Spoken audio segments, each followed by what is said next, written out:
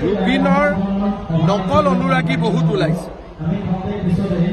যিসকলে জীৱনকালত জুবিনক অত্যন্ত কঠোৰ ভাষাৰে সমালোচনা কৰিছে। তেওঁলোকে জুবিনৰ অনুৰাগীৰ এটা ভাও লৈ অসমখনক অশান্তি কৰাৰ পৰিৱেশ এটা ৰচনা কৰিছে।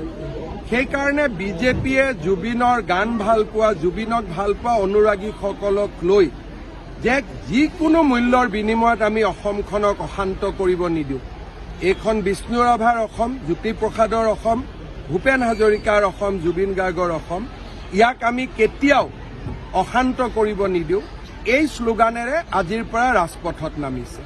আমাৰ উদ্দেশ্য হৈছে যে নকল অনুৰাগীসকলৰ বিৰুদ্ধে প্ৰকৃত অনুৰাগীসকলক সংগঠিত কৰা আৰু জুবিনৰ অসমখনক প্ৰাণৱন্ত জীৱন্ত কৰি ৰখা, যাতে জুবিনৰ অসমখন আন্দোলনেৰে তমসাময় হৈ নপৰে, ৰাজনীতিৰ এখন বধ্যভূমি হৈ নপৰে। তাৰ কাৰণে আমি প্ৰচেষ্টা কৰিম যে জুবিনৰ প্ৰকৃত অনুৰাগীসকলক লৈ সুন্দৰ আৰু সোণোৱালী অসম এখন নিৰ্মাণ কৰা।